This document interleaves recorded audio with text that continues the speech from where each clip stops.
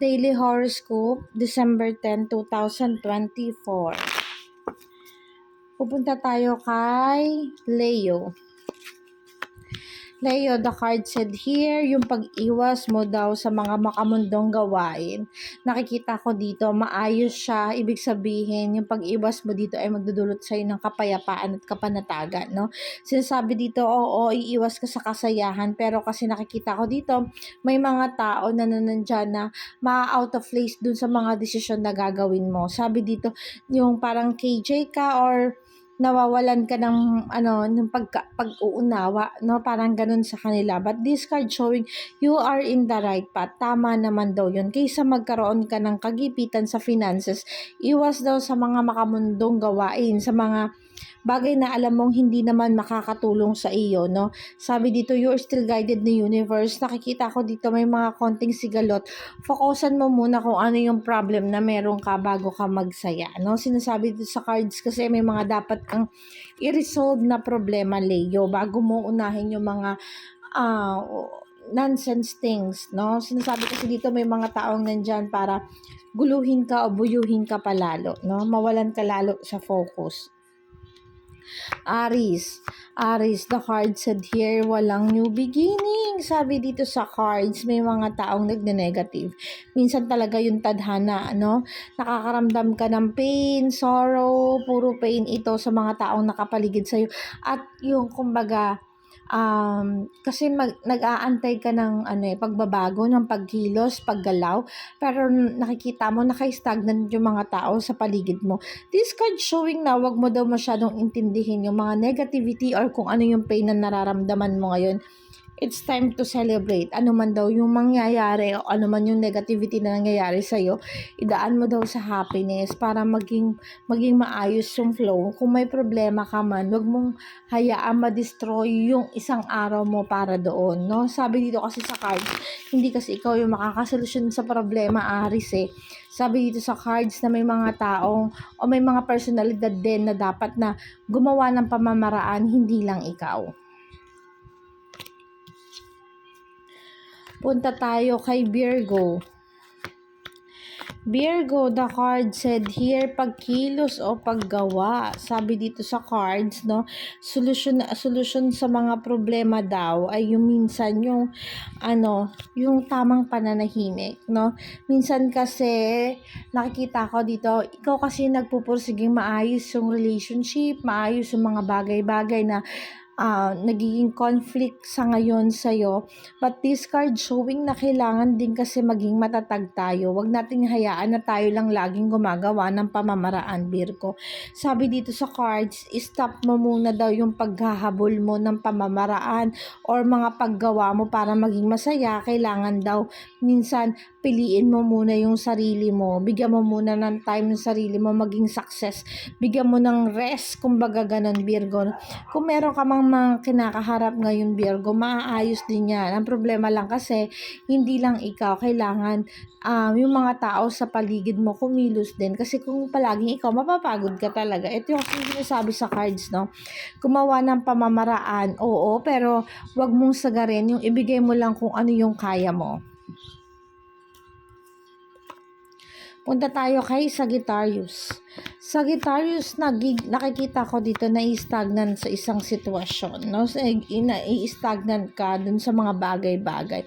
Lalo na pagdating sa finances. Sinasabi dito na nababagalan ka sa proseso ng mga bagay na ginagawa mo upang umasenso. Para nakikita mo may kailangan ka pang gawin, may gusto ka pang patunayan or alam mo sa sarili mo may magagawa ka pa.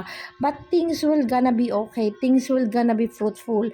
Hindi agad-agad. Sabi dito sa cards, konting pasensya at makikita mo rin yung pag-asenso o pag-angat sa Sagittarius. Sabi dito, hindi ka man nagiging masaya sa ngayon pero napapahalagahan naman daw yung mga bagay na ginagawa mo. So, this card showing na be patient sa Sagittarius. Makukuha mo rin yung mga bagay na gusto mo, hindi nga lang sa madali ang pamamaraan. So, yun yung sinasabi sa cards na konting pasensya nga at kailangan mag-focus ka pa rin. Habaan mo yung pagtitimpi mo dahil nakikita ko things will gonna be fruitful sa'yo sa mga bagay na inaasikaso at ginagawa mo. Punta tayo kay Thursday. Kay Cancer. Cancer, the card said here. Determinado si Cancer. Sabi dito, gawin mo daw yung mga bagay na alam mong makakapag-prosyo sa'yo, makakatapos ng pagiging stagnant mo at makakatulong financially. Kung may balak kang gawin, mag-apply ng trabaho, pumunta sa ibang lugar para makahanap ng another source of income. This card showing na i-go mo daw. Sabi dito sa cards, maging determinado ka, ilaban mo daw yung mga bagay na alam mo makakabuti sa'yo kahit na lumayo ka kung nasaan ka man ngayon, no? Kahit na nakikita ko dito na yung paglisan ang sagot dun sa problema mo, ipursyo mo ito. Kung binabalak mo mag-transfer ng work, Cancer, or to do something na wala dyan sa position mo ngayon, gawin mo kasi magiging okay ka. No, mawawala yung pagkakaroon ng stagnancy mo lalo na pagdating sa finances. Punta tayo kay Taurus.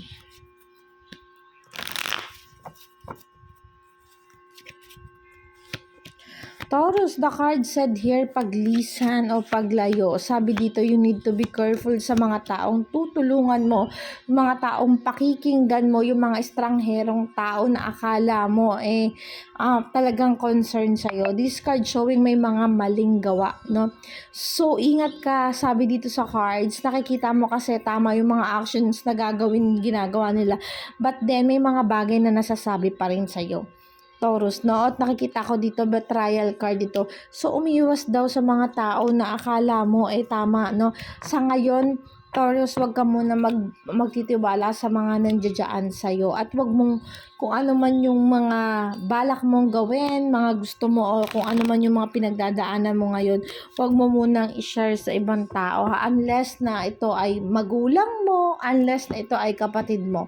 Kasi nakikita ko dito yung may mga taong nakapaligid sa'yo na mag-betray ka, na may mga tao kang pinagkakatiwalaan na hindi naman talaga genuinely na honest at tapat sa'yo.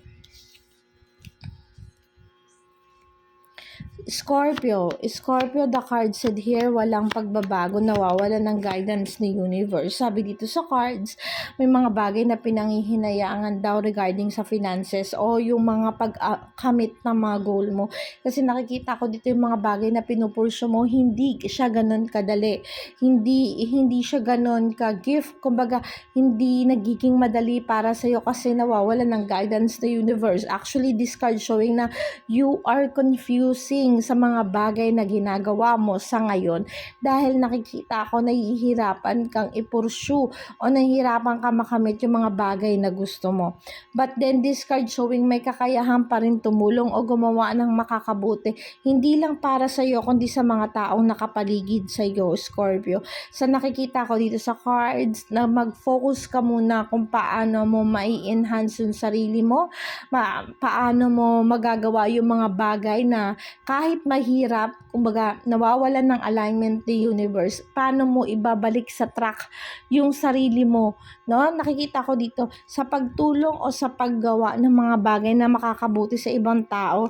Nakikita ko dito things will gonna be fruitful sa'yo. The good karma is coming, Scorpio. So, focus ka muna sa pagtulong sa kapwa, sa mga tao sa paligid mo. Nakikita ko kasi dito na walang ka ng alignment na negative. But still, sabi dito, waiting for the good karma. Yun na lang ang nakikita kong pamamaraan para ma-align ka uli ni universe sa dapat mong i-align, no? Sa tamang way o landas mo. Pisces, the card said here, nawawalan ng pagkilos o paggawa yung mga taong nakapaligid sa'yo. Sabi dito, masaya ka sa ngayon. Nakikita ko, wish granted ka. Nakikita ko, luck of fortune. Napakaganda ng cards mo. But then, the card said here, hindi porket maganda yung cards mo, mawawalan at yung hindi porket magaang ang pakiramdam mo sa ngayon, mawawalan na tayo ng pagkilos at paggawa. O aasa na lang tayo dun sa destiny natin, no? Sabi dito sa cards, maraming paparating na opportunity at magagandang focus para sa iyo. But then this card showing also na hindi kailangan na umasa ka na lang doon. You need to do something. You need to do some actions para makuha mo yung pagpapala ni universe para makuha mo yung destiny mo, kung saan ka, para makuha mo yung mga pangarap mo, maging wishes come true ka, no? Sabi dito sa card, hindi lang kapalaran ang paparating sa iyo, kundi dapat ginagawan din ng action spices.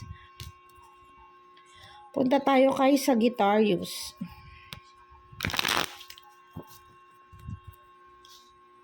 Aquarius, sorry.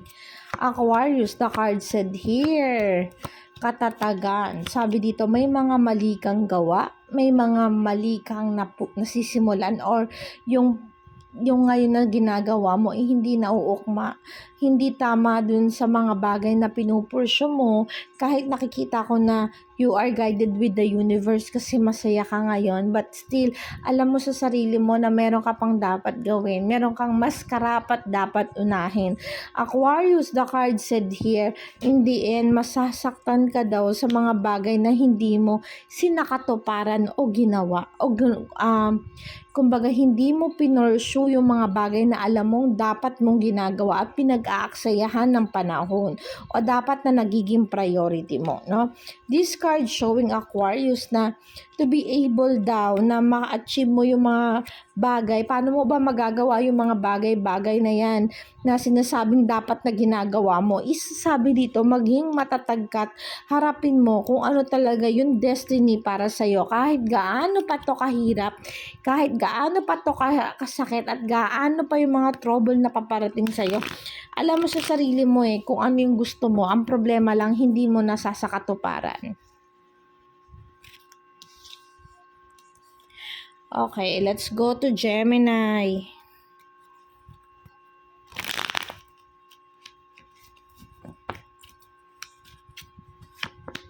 Gemini, the card said here, pagbabalanse ang kailangan. Nakikita ko dito, may the Fool card ka, ibig sabihin, you need to understand yung mga bagay na napapakawalan mo. Alam mo kasi may kakayahan ka o may ability ka to gain na money, to gain yung talagang gusto mong makuha, kung ano yung gusto mo, yung mga kumbaga yung mga pangarap mo. Alam mo kung paano siya gawin, kaya lang nai-stagnant ka sa isang sitwasyon. Nakikita ko dito, ginagrab mo naman yung opportunities, pero alam mo, meron pang best way o meron pang dapat na gawin, no? Sabi dito, yung pagkakaroon ng determinasyon at pagbabalanse ang kailangan sa araw na ito, Gemini, para daw maiayos o mai-align mo yung mga bagay na napakawalan mo na before. Kaya mo pang habulin Sabi dito sa cards kasi, pagdating sa finances, maganda yung flow ng finances mo. Ayun lang talaga, na-stagnant tayo, nakukulangan tayo sa pagkilos o paggawa. Kailangan nating i-balance yung bagay-bagay. Baka napo-focus tayo sa love life or something na you feel some emotional na nakaka-apekto na regarding sa pagtakbo ng iyong finances. Punta tayo kay Libra. Libra, the card said here, may mga blessing na paparating. Magkakaroon daw ng pagkakaunawaan. This card showing na igagrab daw yung mga opportunities. Nakikita ko dito, Libra, maganda ang tinatakbo ng araw mo, no? This card showing lang na, this card showing pagdating sa finances, maganda yung flow, maganda, maayos, nagkakaroon ng pagkakaunawaan. Pero meron kasing mga pangyayari sa buhay natin, Libra, na hindi tayo yung pwedeng gumawa ng aksyon o pamamaraan, or hindi lang tayo ang gagawa ng way para maiayos yung alignment natin, no? Sabi dito, hindi nga tayo nabubuhay ng para sa sarili lamang natin. So, meron mga tao sa paligid natin na kahit na anong gawin talaga natin nagne-negative. Kahit na ipakita pa rin natin kung ano yung pinaka-best way, or magpakita pa tayo ng kung gaano sila ka-importante, kahalaga, this card showing na meron pa rin talagang negativity. So, wala na tayong magagawa dun. We need to accept lang talaga na hindi talaga minsan naaayon lahat. But this card showing na pagpapala, meron ka pagdating sa finances, okay ka. Ayun lang talaga, meron mga bagay na hindi mo mariresolba. Punta tayo kay Capricorn. Capricorn, the card said here, medyo may kalungkutan sa araw na ito. Nawawalan ng spark, nagiging malungkot kasi marami kang gustong gawin, marami kang gustong bilhin, marami kang gustong simulahan, pero hindi mo alam kung paano mo siya sisimulan. Hindi mo alam kung ano yung bagay na uunahin mo, hindi mo alam kung paano mo isa sa katuparan yung mga bagay-bagay, no? Ito yung nakikita ko, masaya ka sa ngayon, may mga blessing na paparating, Capricorn. Pero nakikita ko dito hindi pa yung satisfaction, may mga bagay ka pang gustong makamit na hindi mo pa nakukuha, 'no? Kaya nako-confuse ka kung ano yung way na gagawin mo kung saan ka magsisimula. But this card showing na, maayos po, 'no? Nakikita ko maganda. Nakikita ko dito maging contented lang kung ano meron tayo sa araw na ito. Nakikita ko dito sa cards na masaya naman at unti-unti ang pag-asenso, Capricorn. Kung may mga bagay kang mapapaligpas, it's normal, no? This card showing na ikalma mo muna yung sarili mo at mag-focus ka muna sa isang bagay na dapat mong gawin para maging smooth yung mga bagay na gagawin mo.